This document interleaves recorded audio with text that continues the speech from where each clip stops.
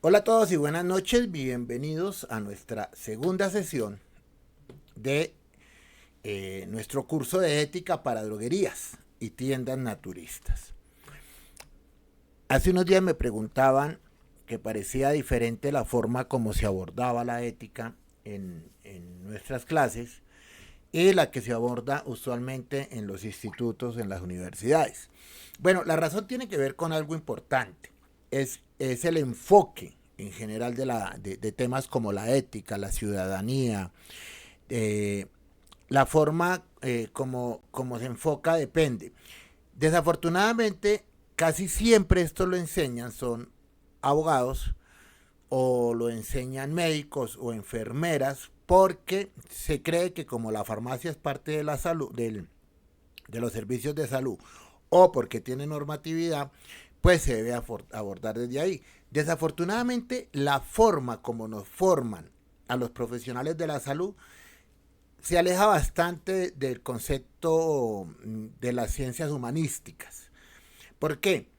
Porque el modelo de salud nos trata, a pesar de que la OMS diga lo contrario, nos trata como si solamente atendieran la enfermedad y no lo más importante que es el ser humano. Para eso se requieren otro tipo de profesiones como la sociología, la psicología, para poder, la antropología, para poder entender mucho más los conceptos sociales, individuales, colectivos, en temas tan importantes como estos, como la ética.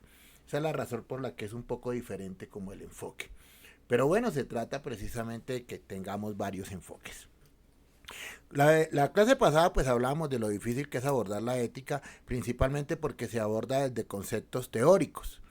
Y se nos olvida de que las comunidades son más que elementos teóricos. En eso hay historias, hay biografías, hay visiones del mundo, lo que llamamos cosmovisiones. Entonces no se puede abordar la ética solamente desde una línea, como comportarme de acuerdo a las leyes, cuando en muchos casos las leyes no son realmente las propias de justicia. O por el contrario, porque mis preceptos ideológicos o religiosos son diferentes a mucho de lo que el sentido común pues daría por sentado. Por eso pues hablar de ética es uno de esos temas más complejos. Uno de esos temas precisamente es este y voy a abrir sus micrófonos. La pregunta del foro es, ¿los errores ortográficos pueden ser una falta a la ética? Esto surgió porque generalmente los docentes nos enfrentamos muchas veces a los temas de la falta de ortografía de los estudiantes. Algunos estudiantes, sobre todo las últimas generaciones, después de que se bajó tanto la exigencia en temas como esto, que es la ortografía, la sintaxis, la redacción, pues se ve obviamente afectado por la forma como nosotros tenemos que abordar un tema que es bastante complejo y es decirle al estudiante que lo que está diciendo no corresponde o no se entiende o hay errores ortográficos. ¿Ustedes qué piensan de eso? Los errores ortográficos, abro por acá para los mensajes, pueden ser una falta a la ética. ¿Ustedes qué consideran que ocurre con eso? A ver, Juliet, te escucho. Hola, muy buenas noches. Se Hola. podría considerar que sí es una falta a la ética porque el cambio de una letra, de una comilla, de una coma, de un punto, de una tilde puede cambiar completamente el contexto de una oración o de una frase. Por ende, puede generar que haya una mala interpretación de la formulación ante un médico o ante una persona, o sea, ante de un médico o de una persona. Entonces, eso podría generar problemas de mayor magnitud para los pacientes y las personas que están requiriendo el servicio de salud. Gracias, Juliet. Alguien en el foro decía que además va contra el respeto hacia el otro. Y es que, de acuerdo a lo que dicen en el foro, cuando yo no tengo en cuenta la redacción, estoy cometiendo una falta de respeto al otro. Y recuerden que la ética se parte de la idea del respeto a otro. No sé ustedes cómo van con ese cuento de la ortografía. ¿Lo consideran o no lo consideran ustedes como personalmente una falta de ética? ¿O lo dejamos pasar? Principalmente se ve mucho en las redes sociales. Se deja pasar como no quiero hacer sentir mal a otro porque le estoy diciendo que debe corregir lo que está escribiendo. ¿Lo dejan pasar? ¿Cómo manejan ustedes eso en redes? Donde se ven muchos errores, sobre todo que es que el dispositivo corrige. Eso hace un poco más difícil entender por qué se van los errores de ortografía en los dispositivos. ¿Qué piensan ustedes de eso?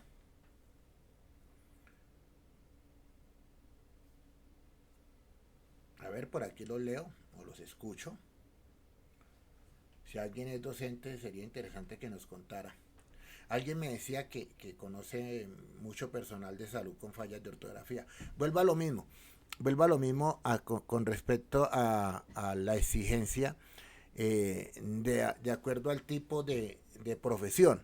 Los que tenemos una profesión humanística, las artes plásticas, la sociología, la antropología, el teatro, bueno, la pintura, generalmente procuramos tener una coherencia entre lo que decimos, pensamos y escribimos. Y eso pues nos lleva necesariamente primero a leer muchísimo y para evitar los errores ortográficos hay que leer mucho, hay que leer bastante. Y pues como poco se lee, pues también se cometen errores. Mi mamá dice, por ejemplo, que se pueden evitar errores observando. Ella es profesora hace como 60 años. Mi mamá dice que se pueden evitar los errores observando lo que se escribe y revisando si está bien, si es, la palabra se ve bien. Yo los invito a que este tema de los errores ortográficos como parte del profesionalismo debe manejarse como por respeto, para que el otro también pueda ver precisamente eso.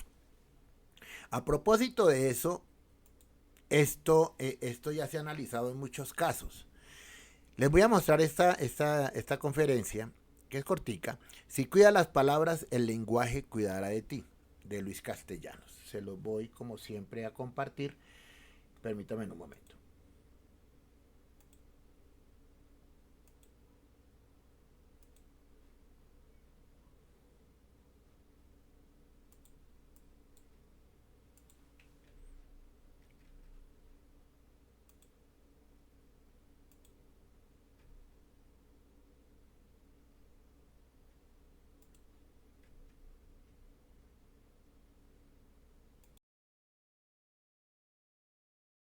Soy Luis Castellanos.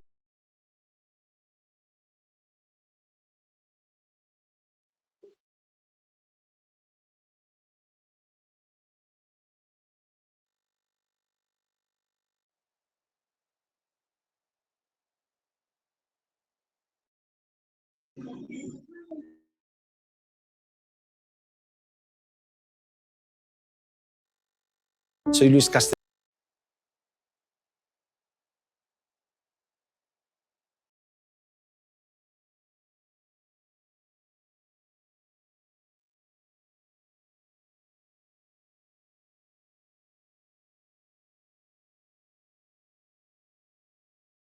Soy Luis Castellanos, soy doctor en filosofía pura e investigador. Me apasiona el mundo de las palabras e investigo cómo las palabras funcionan en el cerebro. Cuida tus palabras y ellas cuidarán de ti.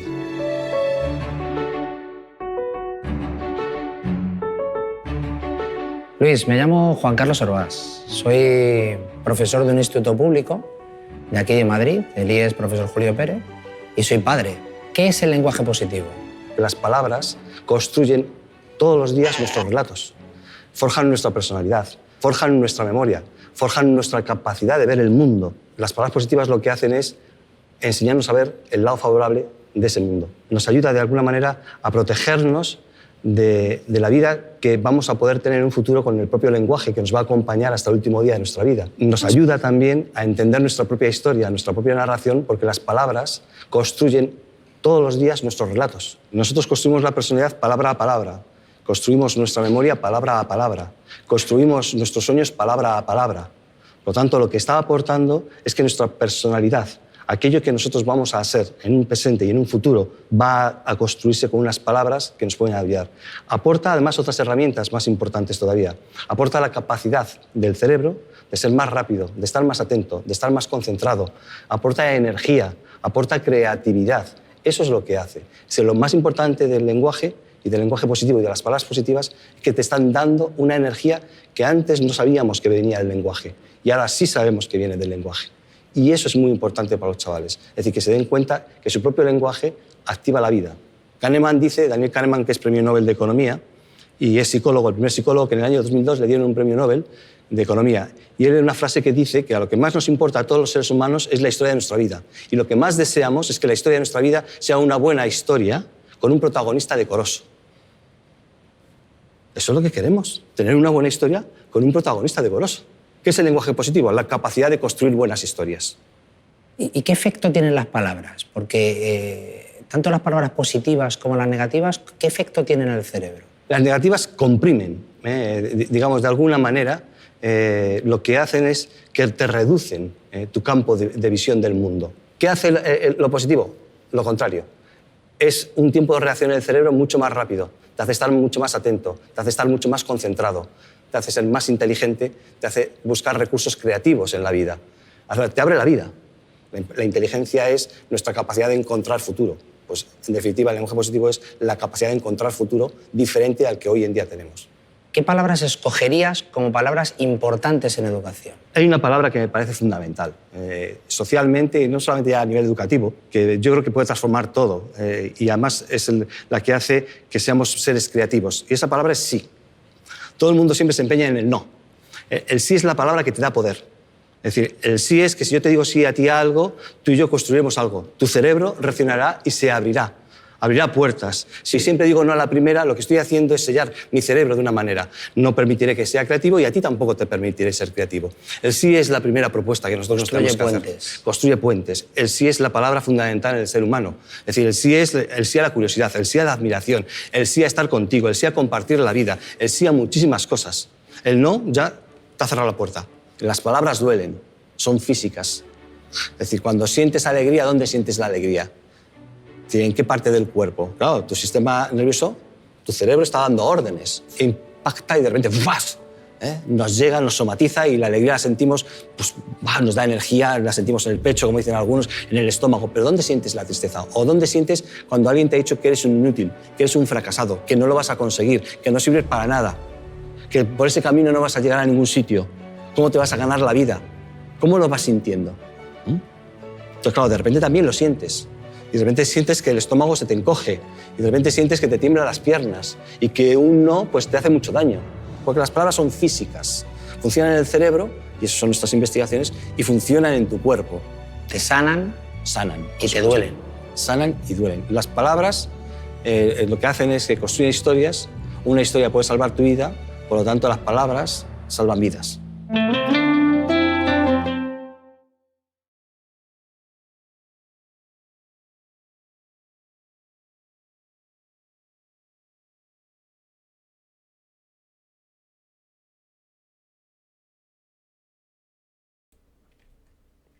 Acá hay un tema bien interesante. Nosotros, como profesionales más cercanos de las personas, de las comunidades, por eso hablamos de que la farmacia es comunidad, como las personas que están más cerca de las comunidades, el uso de las palabras tiene una implicación más allá de la palabra misma. La forma como lo decimos, la forma lo que decimos y qué tantos documentos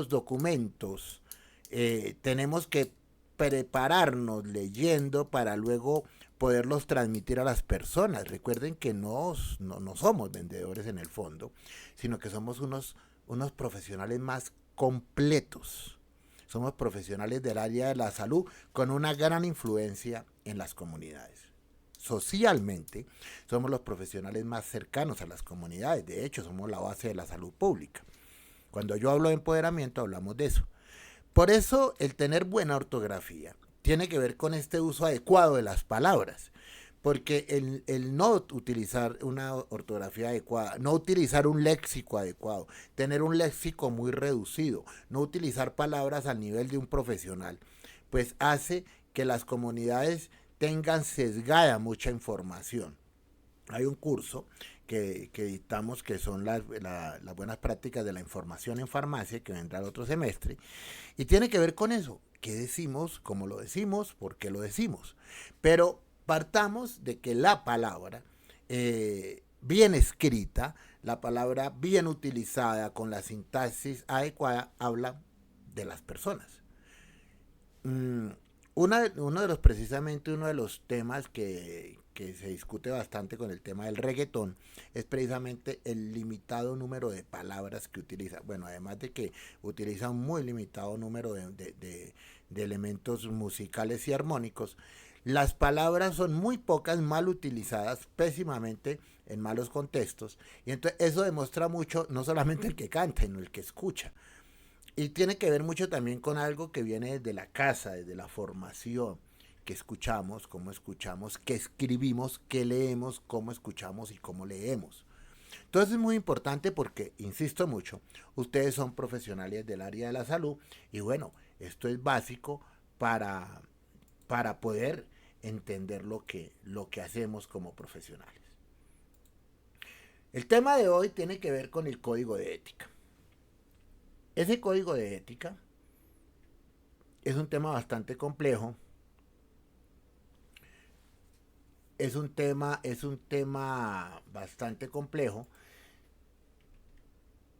porque se supone que esto lo sabemos para poder ejercer una profesión, para que un código de ética. El código de ética dice que es un documento compuesto por una serie de normas, reglamentos y valores. Por eso, en el caso de la formación de técnicos en Unisalud, nosotros tenemos una materia que la compone en dos partes, ética y valores, pero que además de ética y valores lleva incluido la normatividad. ¿Por qué? Porque esa normatividad, esos reglamentos, son los que nos permiten regular los comportamientos y actitudes de las personas. ¿Quiénes son esas personas? Pues nosotros que ejercemos. Pero nosotros interactuamos con otros profesionales de la salud. Por lo tanto, formamos parte de un solo contexto. Y también influimos directamente, no solamente sobre el paciente, sino sobre las comunidades. Recuerden que la definición de servicio farmacéutico dice que somos profesionales, que es un servicio de atención en la salud que busca aportar a la calidad de vida individual y colectiva. O sea, no solamente es nuestra función ética dentro de la farmacia, sino con el resto de equipos de salud y sobre todo con nuestros comportamientos éticos hacia la sociedad. Dice también que el código de ética es un documento que se hace tanto para la profesión, para nosotros, como para la organización o para la empresa. Aquí tenemos varios elementos. La profesión, que es lo que nosotros ejercemos, y la empresa para la que trabajamos. ¿Por qué no hay un código de ética en las droguerías? Sí lo hay.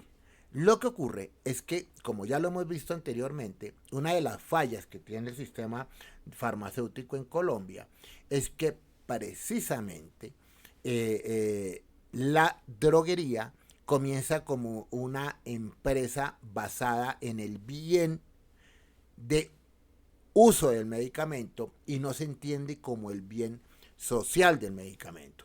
Ayer que hablábamos precisamente en la primera clase de las buenas prácticas de dispensación, hablábamos de la importancia de diferenciar entre un bien de uso, una cosa, un teléfono, unos zapatos, un servicio de hotelería, con el bien social. Y lo mostrábamos como la Organización Panamericana de la Salud habla del bien social, porque lo que nosotros entregamos, esos productos farmacéuticos y la información para el uso adecuado, permiten promover estilos de vida saludables, que está en la norma, y además le aportan a las personas en un bien fundamental, que es la salud, y en un bien muy importante para todos, que es la vida, la calidad de vida.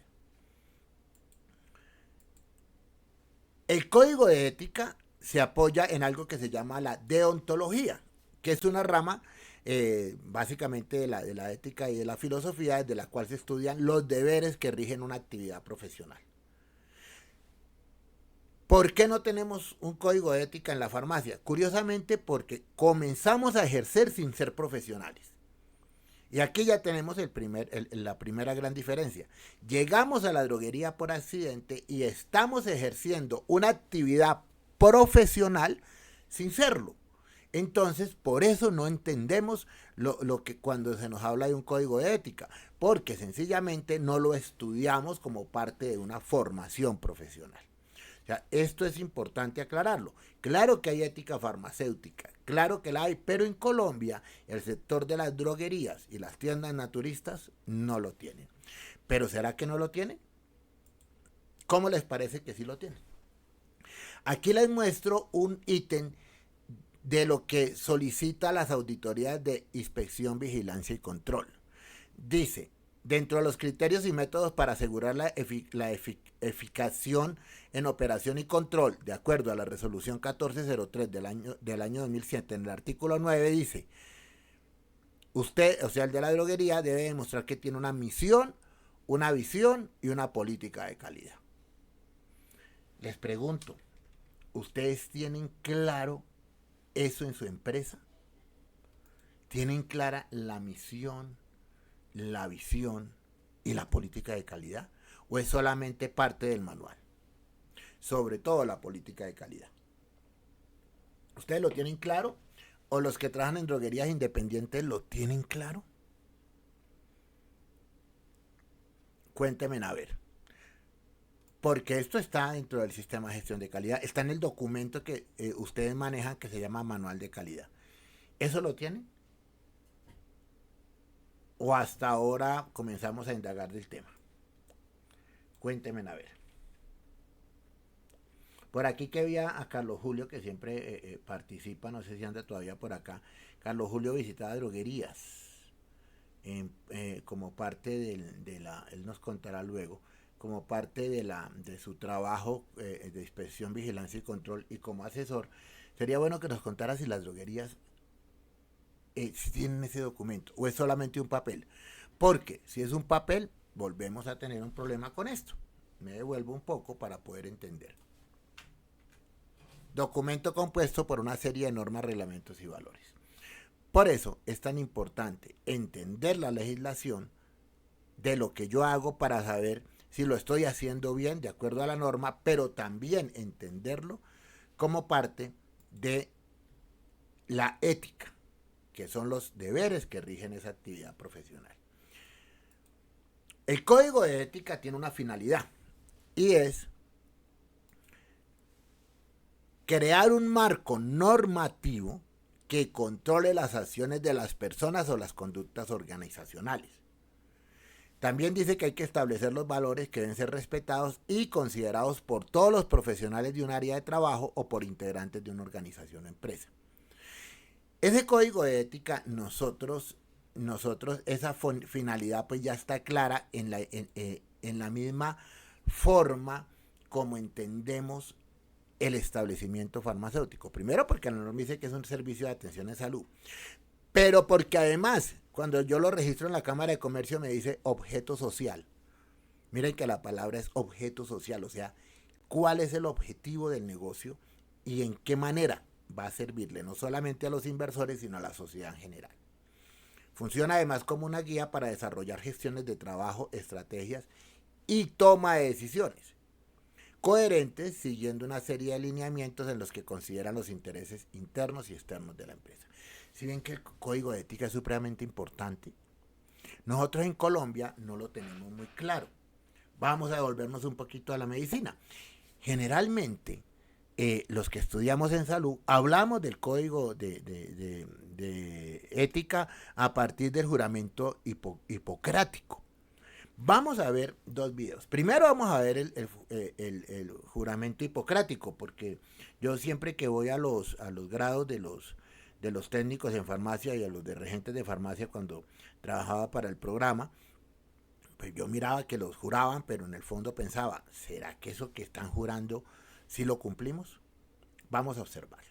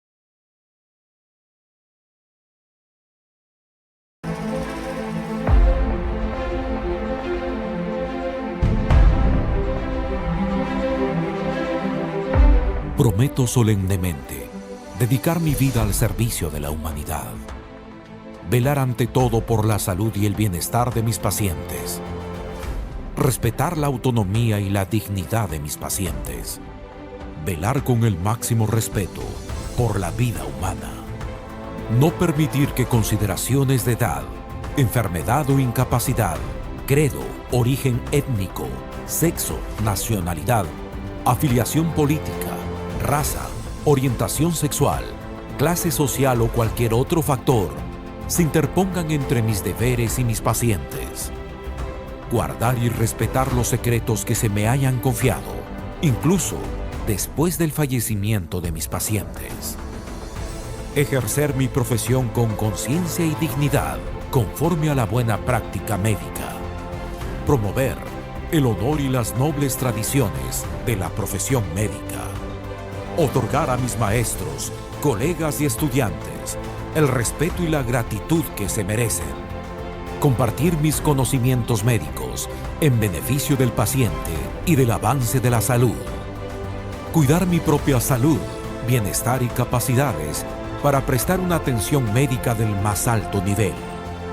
No emplear mis conocimientos médicos para violar los derechos humanos y las libertades ciudadanas, ni siquiera bajo amenaza. Hago esta promesa, solemne y libremente, empeñando mi palabra de honor.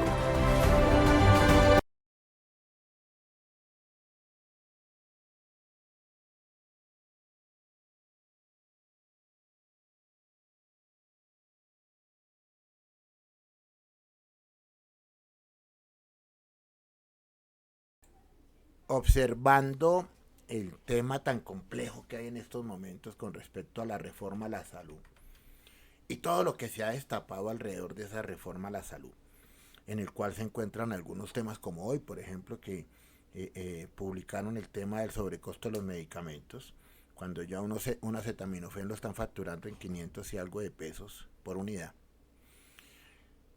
Es cuando se entra uno a cuestionar quién maneja este tema en la ética.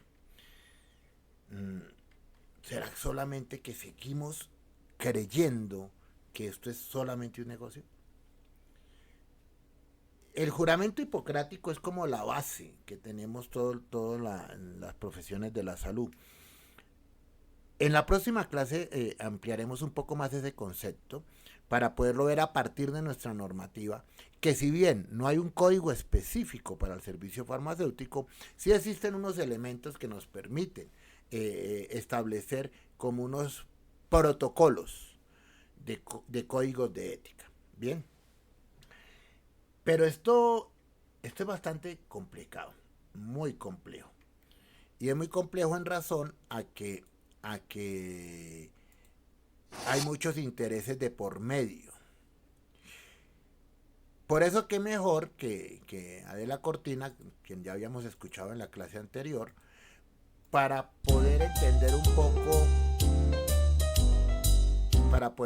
un poco este tema. Los voy a dejar con Adela Cortina para que analicemos si realmente es cierto lo del código de ética, sobre la forma como nosotros lo hacemos.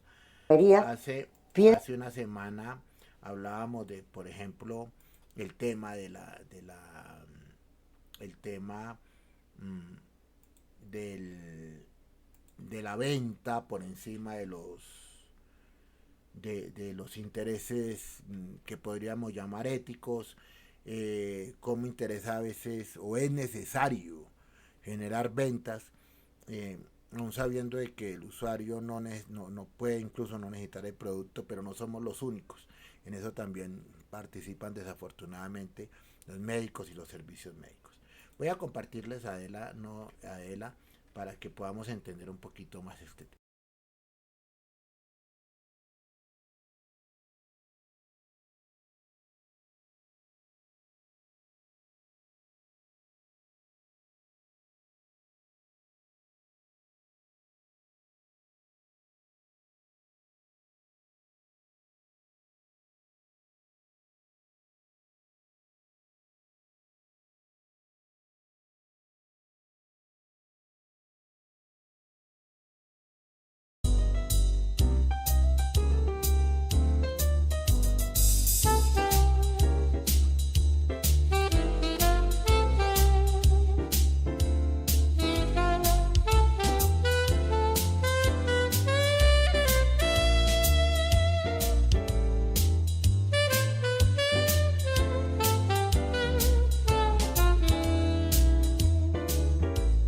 Muchas gracias por estar aquí, Adela. Vamos a tener una conversación. Espero que sea, como siempre, una conversación muy aleccionadora. Adela Cortina es conocida, pero de todas formas corresponde hacer una muy breve presentación, ¿no? Catedrática de Ética y Filosofía Política de la Universidad de Valencia. Es académica de la Academia de Ciencias Morales y Políticas, la primera mujer que entró en esa academia en el año 2008, creo.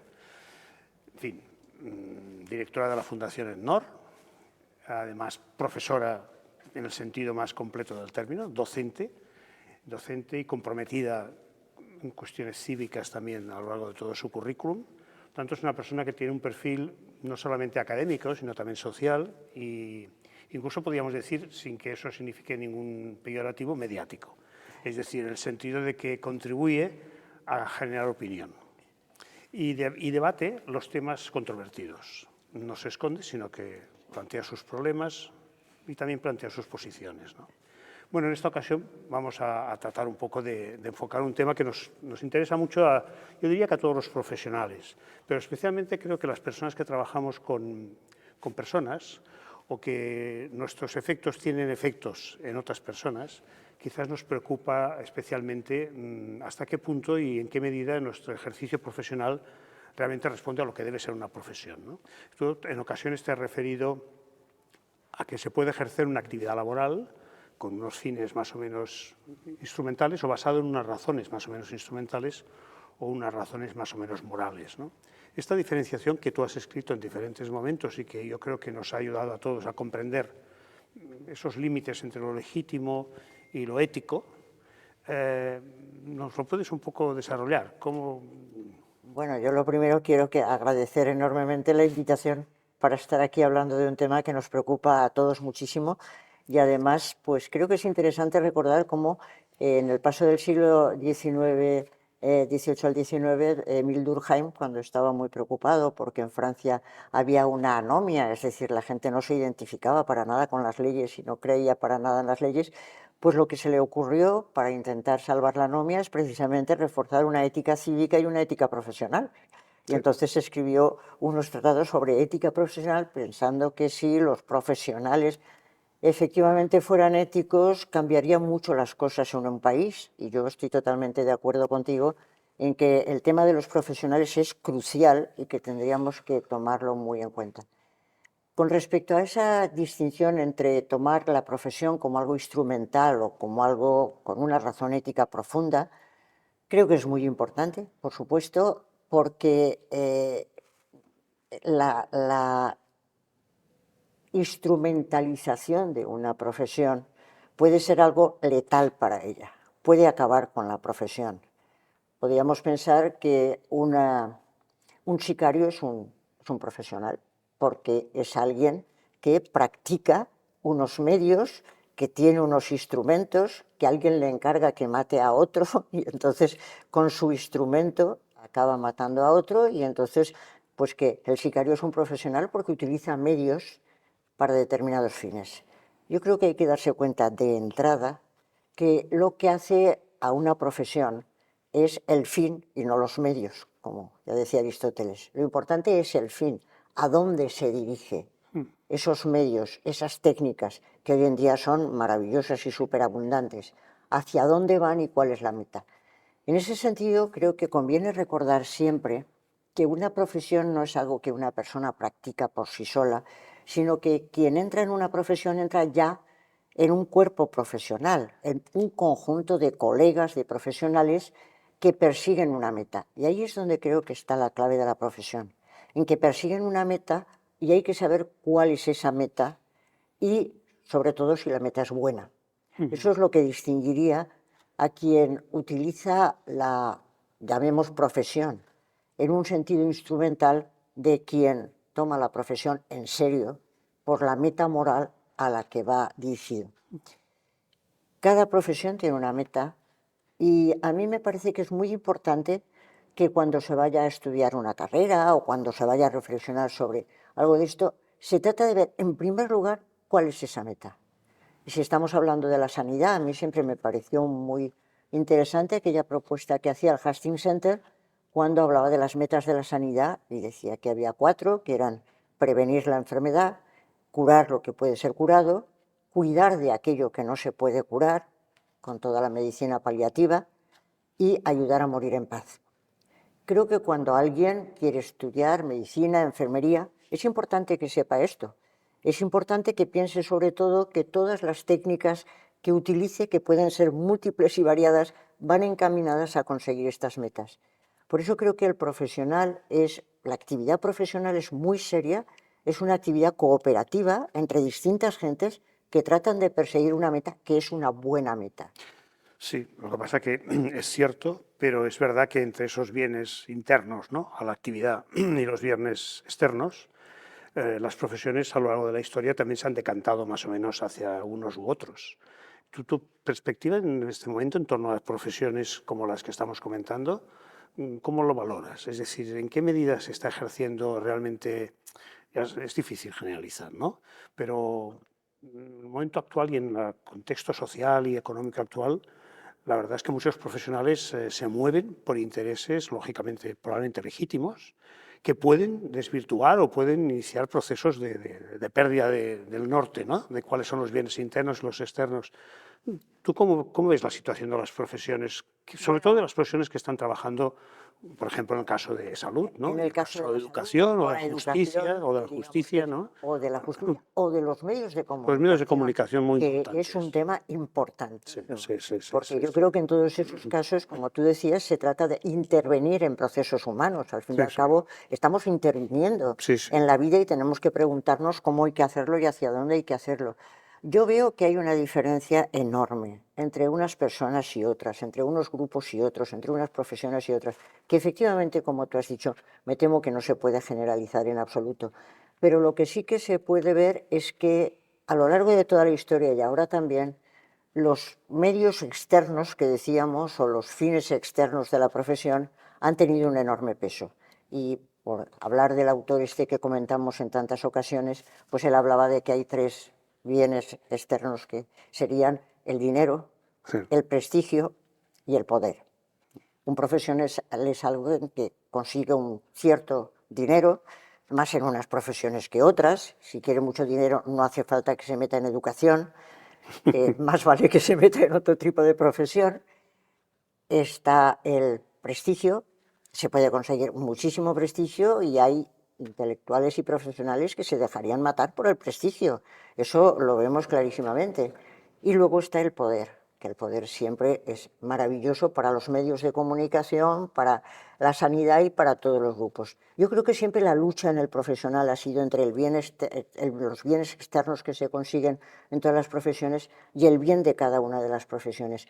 Y eso no se puede generalizar y me temo que ahora pues entraremos en temas que son muy, muy tristes de lo que está pasando en sanidad o en otros ámbitos, pero creo que ha sido a lo largo de la historia así y que hay que seguir trabajando porque el profesional vaya hacia su meta, pero que tenga un cierto dinero para poder vivir bien, porque si no la gente se tiene que ir fuera a trabajar y ese es uno de nuestros grandes dramas en este momento. Sí, y que tenga un cierto reconocimiento y que tenga un cierto poder. Todo eso hay que ir intentando conseguirlo. Sí, es que esta frontera entre lo ético y lo no ético en profesiones como las que estamos comentando tiene también otras caras. Es decir, que también el profesional se enfrenta con frecuencia a conflictos o dilemas entre su ética más personal, lo que la institución donde trabaja a lo mejor le plantea como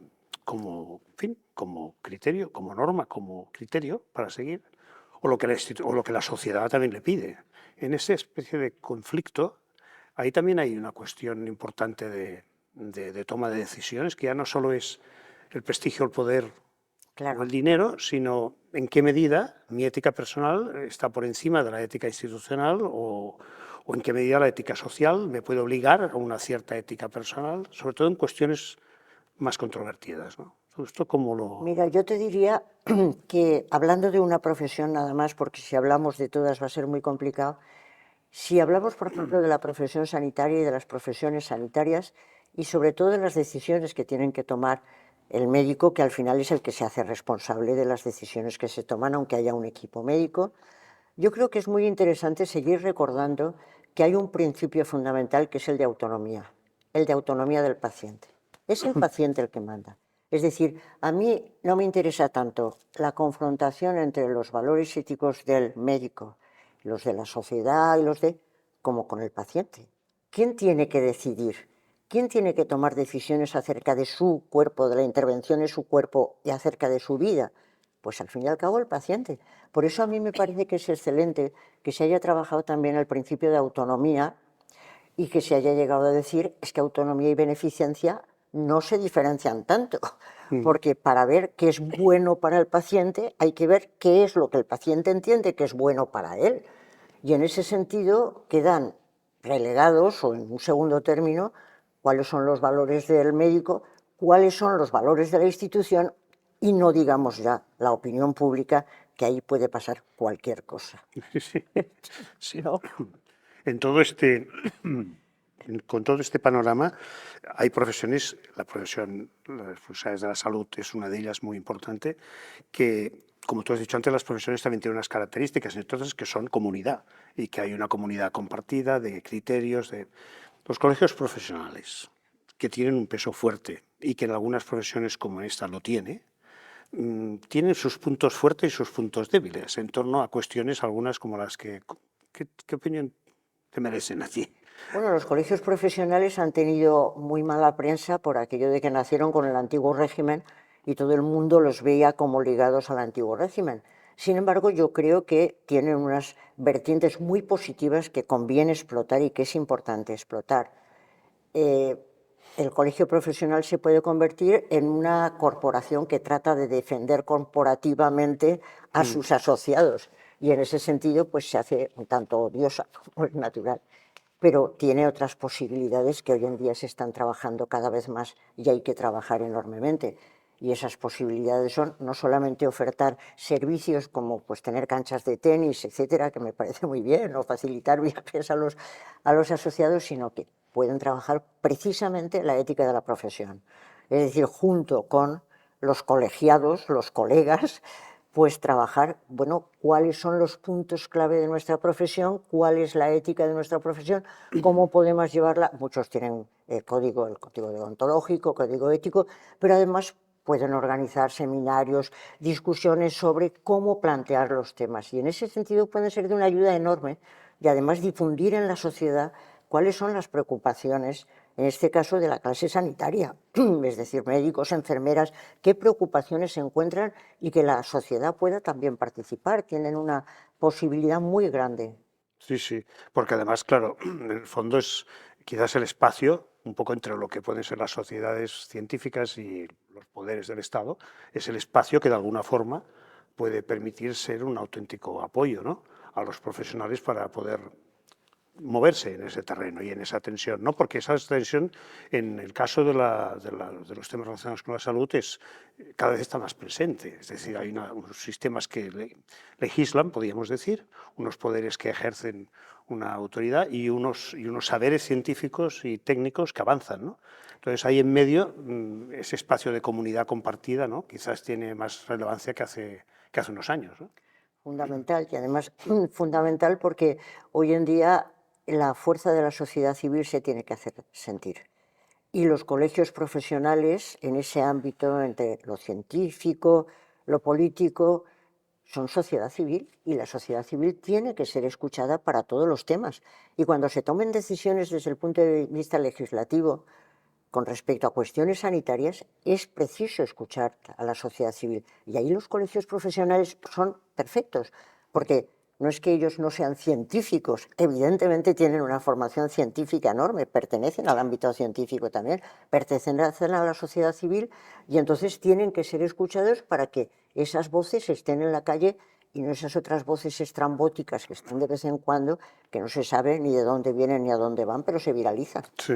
Sí, porque además, precisamente, en el caso de las profesiones de la salud, hay un proceso un poco como de desprofesionalización. Es decir, que en el sentido de lo que estamos hablando ahora, es decir, la sustitución, ¿no? La incorporación de niveles cada vez más complejos, ¿no? Técnicamente hablando, a la práctica médica, por ejemplo, puede producir una cierta pérdida de, entre comillas, diríamos, de esa dimensión más vocacional, humana, en la que el médico toma decisiones, porque muchas le vienen a lo mejor tomadas. Ahí en ese terreno de la desprofesionalización, me imagino que también tiene un peso fuerte el ejercicio de los colegios profesionales. ¿Qué opinas? Este es un tema... Pues este es un tema crucial. Este es un tema crucial porque me comentaban algunos médicos, y creo que con mucho acierto, que esto de que se exija una nota de corte muy alta para ingresar en una facultad de medicina, por ejemplo, es un error.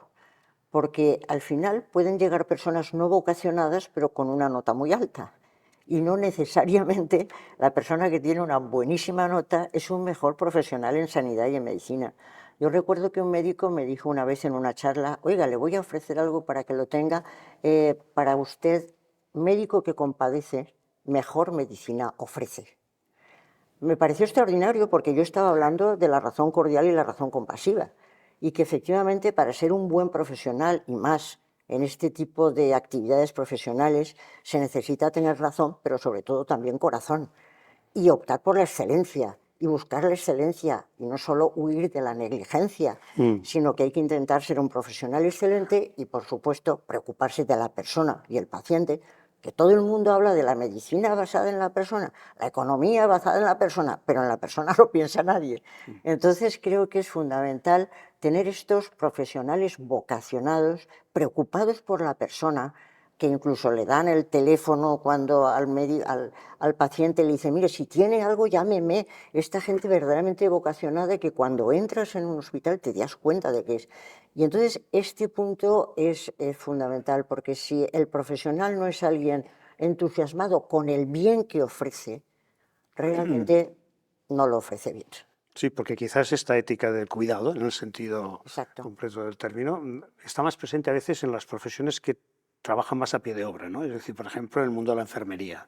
En cambio, en el mundo de la medicina a lo mejor se ha distanciado, ¿no? No sé si a lo mejor simplifico, pero creo que es importante esta reflexión que haces porque el médico que compadece está muy bien. Está muy bien, a mí me gustó muchísimo Sí, porque sí. tenía toda la razón, mejor medicina ofrece. Sí, sí. Vamos, mi padre era médico y entonces yo vengo de una familia de médicos que esto lo han vivido muy de cerca. Sí, Mi sí. padre era psiquiatra y nunca en la vida se le ocurrió decir que trabajaba en un manicomio. Siempre decía el sanatorio psiquiátrico, Claro. y además muy claramente para que supieran Bien. que estaba allí. Sí. Y entonces él, claro que se preocupaba por sus enfermos y le preocupaba ese tipo de tema. Entonces cuando lo notas en ese profesional vocacionado, te das cuenta de la diferencia que hay con muchos chicos que conozco yo hoy en día, que son buenísimos, médicos, y que nunca te hablan de sus pacientes. Y eso a mí me sorprende también. O sea, que no te cuenten que, bueno, nos ha venido un paciente y hemos tenido que hacer... No, parece que estén absolutamente desligados del tema. La profesión es una cosa, yo estoy en unas horas, cumplo, cobro esto aquí, cobro lo otro en otro sitio, entonces me interesa más hacer en este hospital que en el otro, porque en la privada, en la pública. Y entonces todos esos comercios uno piensa que, bueno, tiene derecho, pero eso no es un buen profesional. Claro, pero eso en este momento yo creo que incluso adquiere una importancia muy notable, ¿no? Porque con todo lo que estos días últimamente estamos leyendo en la prensa, pero que ya hace años que está presente y que tú has trabajado sobre la inteligencia artificial, por ejemplo, ¿no? O todo lo que son diagnósticos y tratamientos mediante técnicas robóticas, etcétera. Todo esto es un escenario en el que es fácil dejarse llevar y perder esa dimensión más humana, ¿no? De relación personal, Este es un tema que Pues mira, habrá que plantearse como reto, ¿no? De decir, hay que defender un yo creo espacio que sí, aquí. el tema de nuestro tiempo en medicina, porque con todas estas nuevas técnicas lo que se puede conseguir, además de que los profesionales cada vez se alejen más de las personas, que eso es letal para una profesión como esta, como pasaría en educación, cuando dicen, sí, ¿lo puedes resolver? No, lo puedo resolver, no, tengo que tenerlo delante. Exacto. Entonces, yo creo que uno de los grandes problemas que nos vamos a encontrar, pues es el de la dichosa telemedicina. Y alguien les dirá, no, pero si eso es fantástico, la telemedicina, tú imagínate que con las listas de espera que hay, lo que puedes acortar a las listas de espera y cómo puedes hacer la atención telefónica en vez de tener la atención presencial, que todo eso es un desastre y tal. Me niego, pero en absoluto, enmienda a la totalidad, porque efectivamente la telemedicina acortará las listas de espera, pero ¿a qué precio? ¿A qué precio? Porque el paciente es alguien al que hay que ver presencialmente, hay que explorarle, por supuesto, y eso hoy por hoy tiene que hacerse presencialmente. Pero es que además ver la cara de la persona, que te cuente ella su sufrimiento, que te cuente qué es, que pueda comentar, etcétera, es fundamental para una auténtica medicina.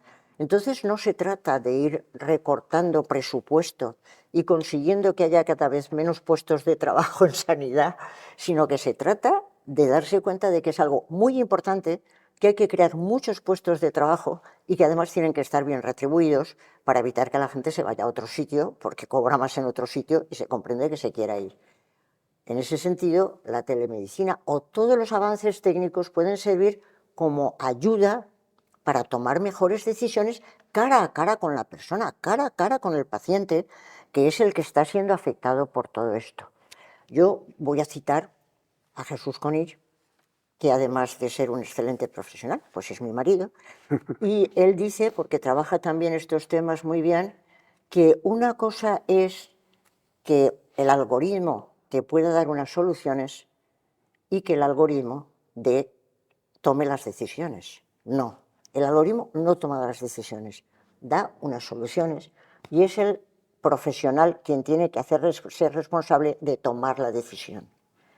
Y eso hay que hacerlo con el paciente, porque no puede ser que ignoremos al paciente, que cojamos minería de datos, una gran cantidad de... sale el algoritmo maravilloso con una minería de datos que vaya usted a saber de dónde ha salido. Pero oiga, que ese señor es decisivo, usted se puede ayudar, claro que se puede ayudar con la minería de datos y con todos los datos que se le dan, pero la decisión la tiene que tomar usted con él delante. Y esto a mí me da mucho miedo, no solo en la medicina, sino por ejemplo en el derecho, porque cuando un juez se vea una gran cantidad de expedientes, aplicamos el algoritmo y se ha acabado la historia. No, yo creo que en todo será letal, pero en medicina me niego a la telemedicina. ¿Puede ayudar? Claro que sí, todas las técnicas ayudan y las que tenemos ahora son maravillosas, pero una cosa es ayudar y otra cosa es decidir. Sí, no, y esto es cierto en el caso también, como has dicho, de justicia y el caso de educación también. Es un tema que en la universidad, ¿cómo estamos enfocando todas estas cosas que estamos hablando aquí? Es decir, tú desde tu mirada como profesor universitario y conociendo también el perfil de los estudiantes actuales, ¿no? O sea, yo veo que en las universidades estamos un tanto despistados y me parece doloroso porque la función de la universidad es central en una sociedad moderna. En una sociedad moderna, el papel de las universidades es fundamentalísimo y creo que están despistándose demasiado. Creo que las universidades deberían de enseñar, ya que hablamos de profesiones, en cada una de las profesiones cuál es el bien interno de esa profesión. Yo lo vengo batallando hace no sé cuánto tiempo.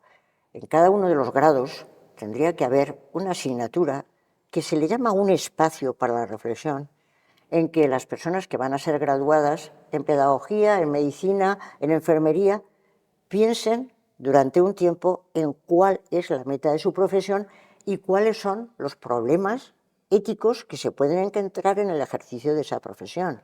Evidentemente, quien diera esa asignatura tendría que ser buenísimo, porque tiene que hacerlo de una manera ágil en la que se incorporen a la discusión, aprendan conjuntamente, pero ¿qué sentido tiene que un graduado en una determinada disciplina no sepa ni siquiera cuál va a ser la meta de su profesión? Yo recuerdo a un catedrático de la Politécnica de Valencia, que era muy bueno, falleció desgraciadamente, y me decía, es que cada vez que leo en la prensa que se ha hundido un puente o que una carretera se ha destrozado, pienso, ¿qué profesionales estamos formando? Claro, es que es fundamental, la universidad tiene que pensar en que hay que formar profesionales que sepan cuál es la meta de su profesión y cómo se intenta alcanzar. Y en eso creo que estamos demasiado alejados del tema.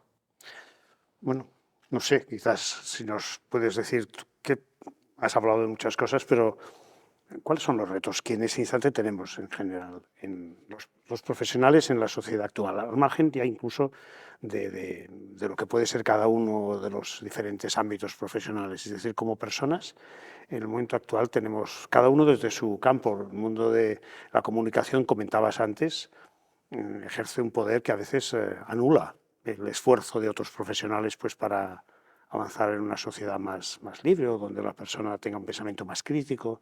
No sé.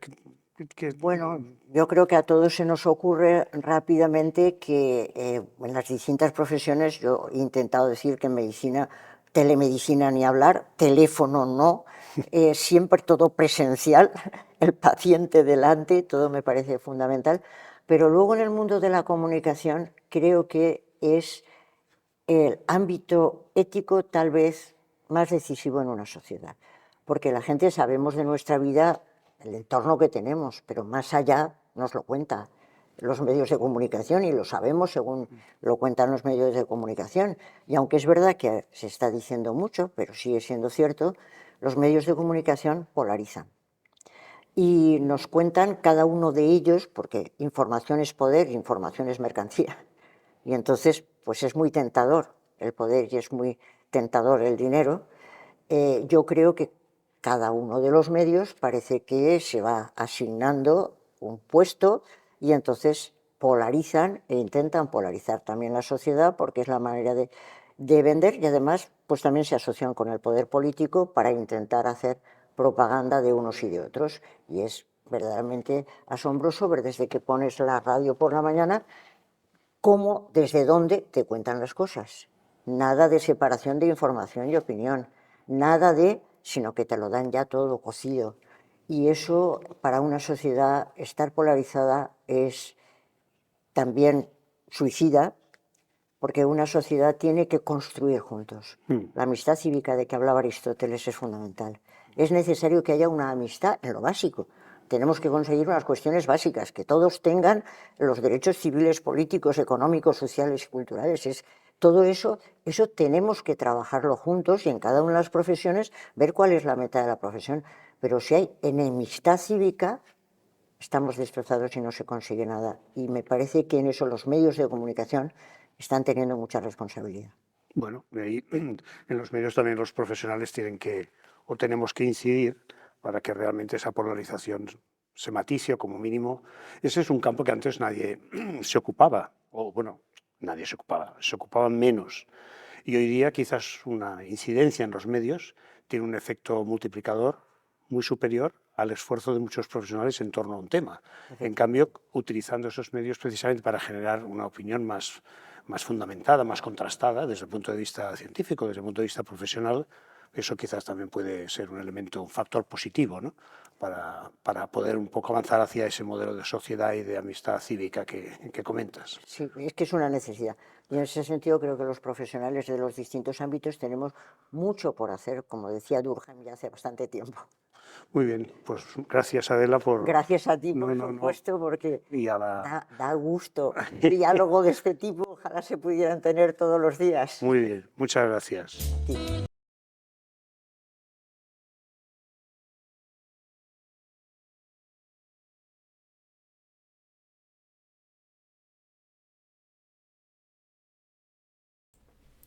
Bastantes temas para analizar cuando se habla de ética. En serio que es un tema bastante complejo y no se analiza casi nunca de varios aspectos. Resalto de lo que dice Adela Cortina. La profesión es el fin y no los medios. Viene la pregunta que siempre hago en clase. ¿Por qué estudian farmacia? La gran mayoría porque los obligan. O sea, porque la secretaría pasó y tocaba hacerlo.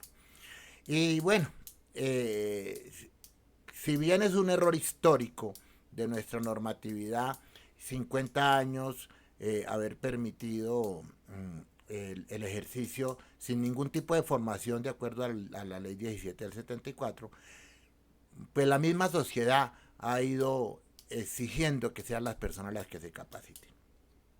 Habla de algo que me parece muy importante, que es el cuerpo profesional.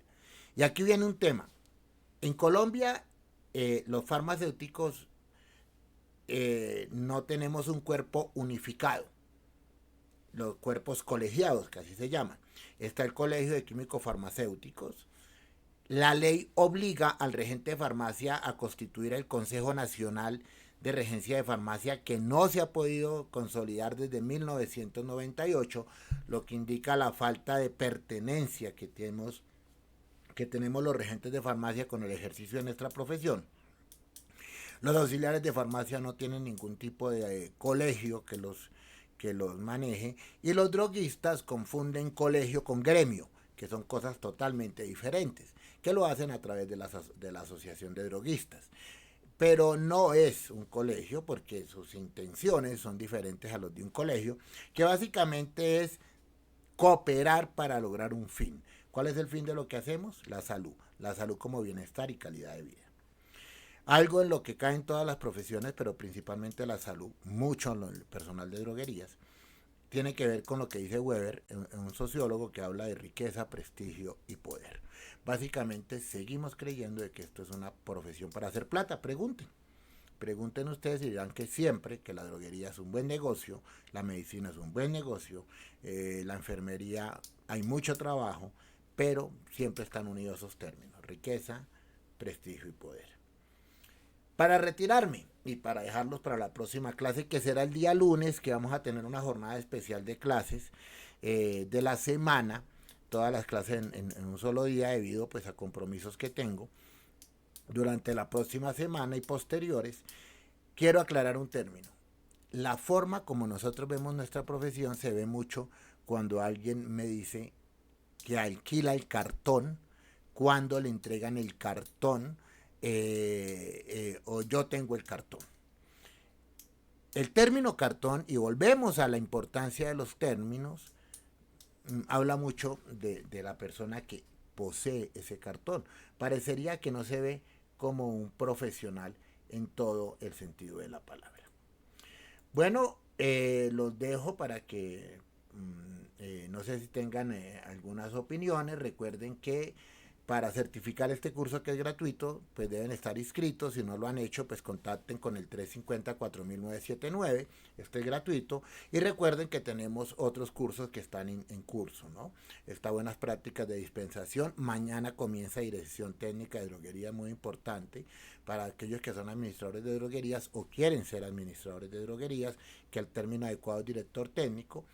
El de ese que termina la próxima semana, y el de las bases de sistema de gestión de calidad, y en 2 semanas inicia la de dispositivos médicos y tecnovigilancia.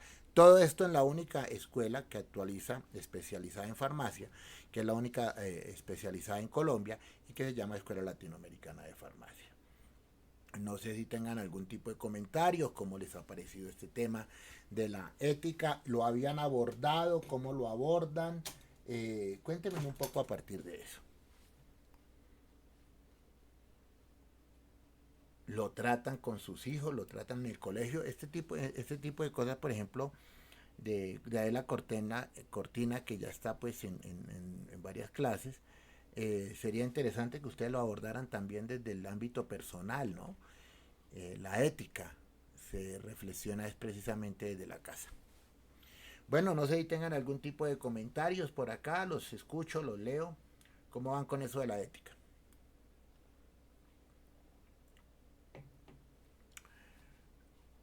Y les dejo una tarea. La misión y la visión y las políticas, la política de calidad sí está acorde a la ética del servicio farmacéutico.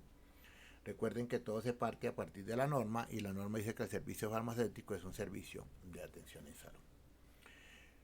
Bueno, los dejo entonces para la próxima clase. Muchas gracias por acompañarnos. La próxima clase será el día lunes, que pues finalizamos ya y hablaremos ya de la ética, de lo que podríamos interpretar como elementos de ética que están en la normativa. Bien, Paola, cuénteme, Paola. Profe, muy buenas noches. Hola, Paola, ¿cómo vas? Buenas noches para todos. Bien, profe, muchas gracias. Profe, una dudita. Yo soy estudiante presencial de aquí de la sede del Restrepo. Pues esta es la segunda vez que me conectaba a las clases, pues me parecen súper buenas, la verdad, pues clase ética no la había visto, o sea, hasta hoy sé más o menos que pues que veíamos una partecita pues siempre importante y pues más con la complementación de estos videos me ha parecido muy interesante. Entonces, no sé, nosotros presenciales, o sea, nos podemos seguir escribiendo hasta charlas o cómo se...